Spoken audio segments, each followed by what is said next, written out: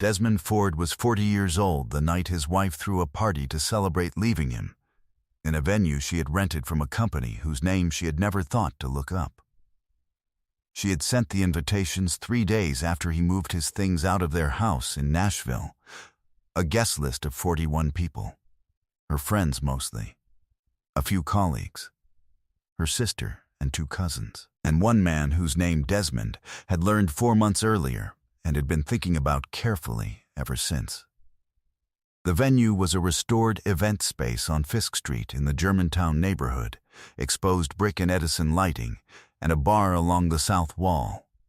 The kind of room that photographed well and felt expensive without being garish. She had booked it for a Saturday evening at 7. She had called the event a Fresh Start celebration on the digital invitation. She had found the venue through a referral from her event planner, who had found it through a hospitality directory, which listed the booking contact as Cornerstone Event Properties. She had communicated with a booking coordinator named Adazy. She had paid the deposit, $1,200, by credit card. She had never seen the ownership documents, never read the LLC registration, and never asked who was behind the name on the invoice. The man behind the name was Desmond Ford. He had purchased the building 4 years prior as part of a mixed-use development through his hospitality holding company, and had converted the ground floor into an event venue that his property manager ran day to day while he managed the broader portfolio. He had not told Simone about it because she had not asked about it, the same way she had not asked about most things in their 6 years of marriage except the things that directly affected her. He learned about the party from his property manager, who flagged the booking without knowing any of it was relevant. He was relevant. What happened on that Saturday evening, in a room his wife believed she had rented to celebrate his departure, would be the last party of several kinds. Before we jump into the story, comment where in the world you are watching from, and subscribe, because tomorrow's story is one you need to hear.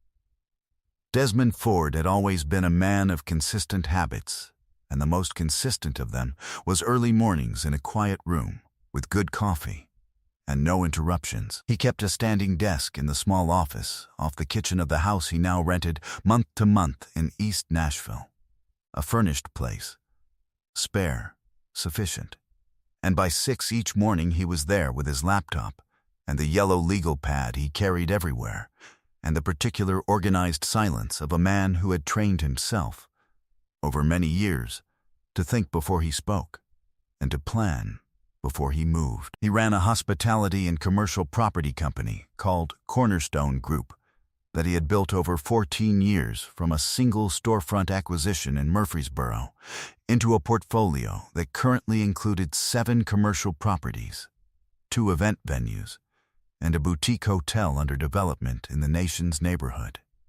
He was, to the people who knew him only socially, a project manager for a commercial real estate firm. A description he had never corrected because it was technically true, and because the fuller picture had never felt like anyone else's business until it was necessary to make it so. His grandmother, who had raised him after his mother's illness, and who had died 4 years ago at 81 with the same clear eyes she'd had at 40, had told him once when he was 17 and furious about something he could no longer remember, "Child, still water-cut stone." She had said it without drama, pressing sweet potato, filling into pie shells at her kitchen counter in Clarksville, not looking at him, as if the instruction were obvious enough that it didn't require eye contact. He had not fully understood it then. He understood it thoroughly now. He had met Simone at a hospitality industry mixer 6 years ago. She was a regional sales director for a hotel brand and moved through a room with the confident efficiency of a woman who always knew where the decision-makers were. She had approached him, which he had liked. She asked smart questions about the market. She laughed at things that were actually funny. He had asked her to dinner 3 days later, and she had arrived on time with opinions, and that had been enough to begin something. They had been good together in the early years, she organized. He methodical. Both of them professionally driven in ways that allowed for a shared language around ambition and execution. She understood commercial property the way most people in her industry did, as context, as backdrop, as something that framed the work but was not the work. She had never expressed curiosity about his specifically. He had found that neither alarming nor meaningful at the time. The first signal that something had shifted came 18 months before the party, when he noticed the way she talked about a colleague named Roland, a VP at a competing hotel group, with a particular quality of familiarity that had not been there before. Nothing explicit, nothing a casual listener would have marked. But Desmond was not a casual listener. He was the kind of man who read rooms the way other people read faces, who noticed when the acoustics changed before he could identify why. He had watched and said nothing. He was still water. He had placed a small doorbell camera on the front porch of their house 8 months ago, not out of suspicion, but because the package theft in the neighborhood had increased, and the camera was sensible. He had not told Simone about it because it had not occurred to him to announce it. It was a doorbell. It was on the door. He watched it on his phone sometimes in the evenings. He watched it more carefully after he noticed the mileage on her car increasing in patterns that did not match the routes she described. He watched Roland Voss's car park in front of his house on 4 separate occasions over 6 weeks, always in the afternoon, always when Simone had told him she was working from home alone. He was not surprised. He was confirmed. His hands did not shake. His face remained perfectly calm. He did not confront her. He did not mention Roland Voss's name. He drove to his attorney's office on a Monday morning and began the process that would take 4 months to complete before he was ready to move. In those 4 months, he documented everything: the camera footage, the mileage discrepancies, the joint credit card charges that formed a clear pattern of companion spending, the $26,500 he had calculated across 14 months of withdrawals from their joint savings into a personal account she had opened without telling him. He had moved his personal belongings out on a Thursday. She had filed the divorce petition herself the following Monday, which told him she had been ready for him to leave, which told him she had expected him to leave, which meant the plan had a timeline he had not been shown. What she had not calculated was what he had already been building for 14 years before she ever sat across from him at a mixer and decided he was worth knowing. Still water, his grandmother had said. Still water cut stone. The booking came through his property manager, Adese, on a Tuesday. Adese handled Cornerstone's event venue calendar and communicated with clients through the company booking system. She flagged it to Desmond the same afternoon because the client's last name matched his, and she was, above all things, thorough. "I wasn't sure if you knew," she said on the phone. "I do now," Desmond said. He asked her to confirm the booking without changes. He thanked her for calling. He set the phone down on the legal pad and looked at the wall for a moment. The party was scheduled for the following Saturday, 9 days away. He thought about that. He thought about the specific quality of patience required to let 9 days pass without disrupting anything. Then, he called his attorney. Her name was Brenda Akebe, and she had been practicing family and property law in Nashville for 22 years, with a reputation for being thorough in the way that permanently resolved disputes rather than merely postponing them. She was 60, measured in her speech, and had a habit of closing folders slowly when she had finished reviewing documents, as if giving the information one final moment to settle before she acted on it. She had been Desmond's attorney since the marriage, managing the trust instruments that kept his company holdings structurally separate from any marital estate. He told her about the party. She was quiet for a moment. "The venue is yours," she said. "Correct." She booked it without knowing. Correct. Brenda closed a folder. He heard it. The divorce filing came through her attorney 4 days ago. I've been reviewing the asset disclosures she submitted. They reflect the joint accounts, the marital home, and what appears to be an estimation of your income based on your personal tax returns. Another pause. She hasn't discovered the corporate structure. She hasn't looked, he said. Then Saturday is an opportunity. He asked her what she meant by opportunity. She told him. He listened without interrupting, which was how he had always listened to Brenda Akabi, because she did not use words carelessly, and interrupting them was a waste. He drove that evening to the home of his mother's brother, his Uncle Curtis, who was 69 and retired from 31 years teaching high school economics, and who had been the first person Desmond had told 14 years ago when he bought his first building in Murfreesboro. Curtis lived in a house in Antioch with a garden in the back that he tended with the same systematic patience he had brought to every classroom for 3 decades.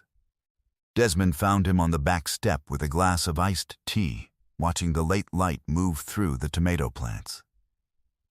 He sat beside him and told him about the party. Curtis was quiet for a long time. "She booked your room," he finally said. "She did." His uncle considered the tomato plants. "You know what I always told my students about economic miscalculation?" "What's that?" "That the most expensive kind is the one where you don't know what you don't know." Curtis turned to look at his nephew. "She doesn't know what she doesn't know." "Not yet," Desmond said. Curtis nodded. "Don't go in angry. Go in correct." He drove home. He opened his legal pad. He wrote 4 lines and then stopped, because the outline was already clear. He was not a man who needed to plan extensively for things he had been preparing to do for months. He slept without difficulty. Preparation is the work. Everything else is just arithmetic. In the remaining days before the party, Brenda moved carefully and completely. The forensic accounting firm she used, a 2-person operation run by a woman named Gloria, who had previously worked 30 years in commercial auditing, produced a full asset summary for Cornerstone Group, 7 commercial properties, 2 event venues, the hotel under development, combined portfolio assessed at $3.2 million, all held through the holding company registered 5 years before the marriage. The marital estate, the joint savings, the marital home, the shared vehicle, was a fraction of that total, and the only fraction to which Simone had any legitimate claim.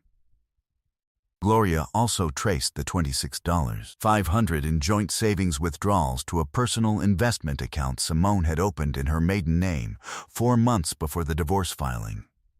Evidence of pre-planning that Brenda described, in her precise professional language, as relevant to asset dissipation.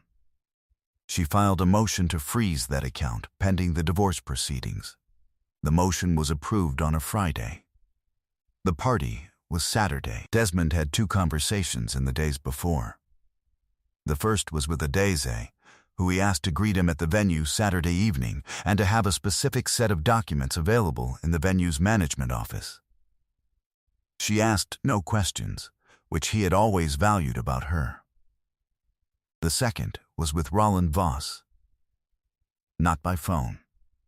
Not by confrontation. Brenda's process server found Voss at his office on Thursday morning and served him with a notice that he was being named in the divorce proceedings as a co-respondent whose activities had been documented across 14 months.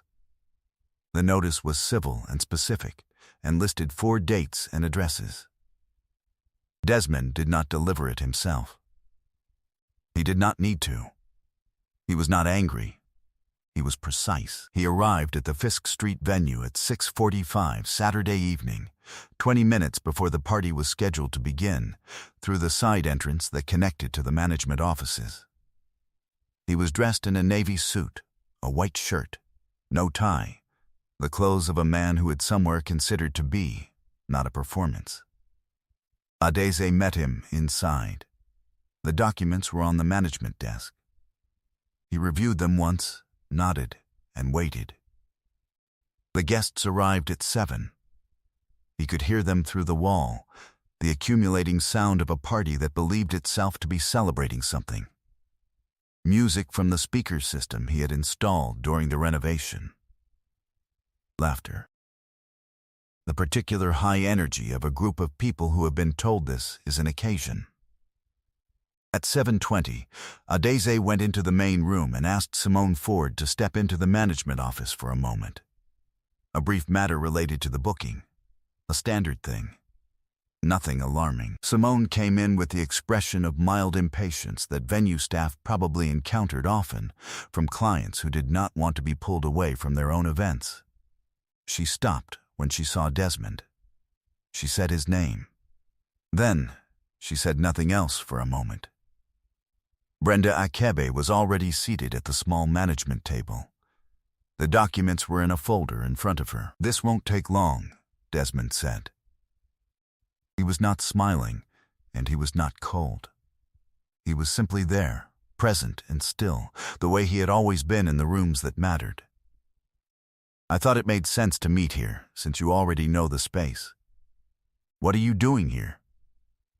Her voice was steady, but its steadiness was costing her something. "I own the building," he said. It was not an announcement. It was a clarification. She looked at Brenda. She looked at the folder. She looked around the management office, at the wall that held the framed original deed documentation that Desmond had placed there the day the renovation was completed. The kind of thing that looked like decor until it was read carefully. Brenda opened the folder. She walked through it with the unhurried clarity of a woman who had done this in many rooms and understood that clarity served everyone better than speed. The Cornerstone Group Portfolio Summary. The full asset register. The holding company registration predating the marriage by 5 years. The motion to freeze the personal investment account. The co-respondent notice to Roland Voss. Copy included for reference. And at the end, the booking invoice for the Fresh Start celebration, paid by Simone Ford's credit card, $1,200, to Cornerstone Event Properties. Desmond let her read it. He watched her face move through the particular sequence of a person revising their understanding of what they thought they knew. Not slowly, but not instantly either. Understanding arrived in stages when it was large enough. "The asset disclosures you filed reflect the joint accounts and the marital home," Brenda said. "They do not reflect the corporate holdings, which are premarital and separately held. The marital estate is what we will address in proceedings. The rest is not subject to division." "You've been building all of this the whole time," Simone said. She was speaking to Desmond, not to Brenda. It was not quite an accusation and not quite a question. "Before we met and after," he said. "It's what I do. You never told me." He looked at her with the kind of patience that came from having decided, months ago, that he was done being injured by her choices. "You rented a room from my company," he said. 6 years and you never asked where the buildings came from." He closed his side of the folder. "I was always right here, Simone. You just weren't looking." He stood. He picked up his portfolio. He looked at Brenda, who gave the smallest nod that confirmed everything was in order. He went back out through the side entrance and stood for a moment in the Germantown evening, the street quiet in the gap between the day's noise and the night's. The music from the party was audible through the brick wall. Someone laughed. The party continued without its reason. He walked to his car and drove home and poured a glass of water and stood at his kitchen counter in the rented house in East Nashville and let the evening settle around him. He had done what needed doing. He had done it correctly. There was nothing left in that situation that required his attention. Still water. 11 months passed with the practical efficiency of months that contained significant work. The divorce was finalized in 7 of them. The settlement addressed the joint savings. The $26,500 was returned in full, with the interest the frozen account had generated. And the marital home equity was divided according to each party's documented contribution, which left Desmond with the larger portion given the down payment history.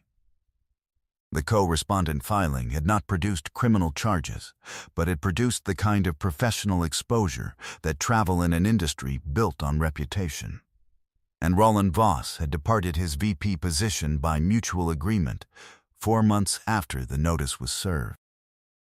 He was, from what Desmond understood through professional channels, consulting on smaller projects from a home office. Simone was, by last report, through her sister's husband, who worked tangentially in the same hospitality market, managing regional accounts for a smaller hotel brand out of Memphis. She had not made any further contact. Desmond stood one morning on the roof of the nation's hotel development, watching the crew work the structural framing on the 3rd floor. The building was 14 months from opening. It would be, when finished, the best thing he had built. A 42-room boutique property with a rooftop terrace that would look east across the city at a skyline he had been watching from the ground for most of his adult life. He was proud of it in the uncomplicated way that came from knowing exactly how much work it had required. Daisy was beside him with a site report, asking about the terrace drainage specifications, and he answered her and made 2 notes on his legal pad and told her the contractor should have the revised drawings by Wednesday. She made her own note and moved on, which was one of the things he valued about her. She moved forward when the answer was sufficient. There was a woman he had dinner with twice in the past month, a civil engineer named Priya, who worked for the city's infrastructure division, and who had, at their first dinner, asked him how he chose the buildings he acquired before he had said anything at all about himself that would explain the question. He had liked that. He had answered honestly. She had listened the way people listened when they were actually interested rather than waiting for their own turn to speak. It was early. He was not rushing anything. He had learned, in ways that were now settled and permanent, the value of moving at the pace the work required. He watched the framing crew move across the 3rd floor in the morning light, each man knowing his position, each one doing what the structure needed. He had built a good team over 14 years. He had built good buildings. He had built, with great patience and considerable quiet, a life that did not require anyone's understanding to stand.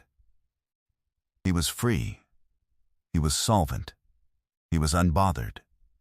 Some things, he thought, were worth every year of the patience it took to build them right. I hope you enjoyed that one. Be sure to like the video and subscribe so you don't miss the next story. I've picked out 2 more for you that I think you'll really like.